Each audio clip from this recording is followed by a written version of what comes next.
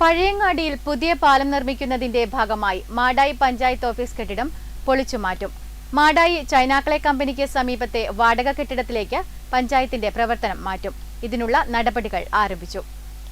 മാടായി ഗ്രാമപഞ്ചായത്ത് ഓഫീസ് പ്രവർത്തനം മാടായി ചൈനാക്ലെ കമ്പനിക്ക് സമീപം MECA സ്കൂൾ കെട്ടിടത്തിലേക്ക് മാറ്റും.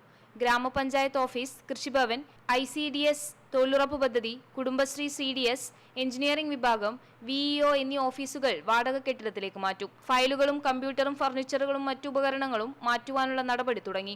ഏപ്രിൽ 16 മുതൽ പഞ്ചായത്തിന്റെ പ്രവർത്തനം മാടായിലെ വാടക കെട്ടിടത്തിൽ തുടങ്ങും. മാടായി ഗ്രാമപഞ്ചായത്ത് പുതിയ പാലം നിർമ്മാണത്തിൻ്റെ ഭാഗമായി നിലവിലുള്ള കെട്ടിടം പൊളിക്കുകയും PWD സ്ഥലത്ത് ഉള്ള കെട്ടിടം പൊളിച്ച് പുതിയ കെട്ടിടം മാടായി ഗ്രാമപഞ്ചായത്തിൻ്റെ പുതിയ കെട്ടിടം നിർമ്മിക്കുന്നതിനാവശ്യമായ പ്രവർത്തനം മാടായിപ്പാറയിലുള്ള പഞ്ചായത്തിൻ്റെ സ്വന്തം സ്ഥലത്ത് അതിൻ്റെ പ്രവർത്തനത്തിനാവശ്യമായ നടപടികൾ ആരംഭിച്ചിട്ടുണ്ട്.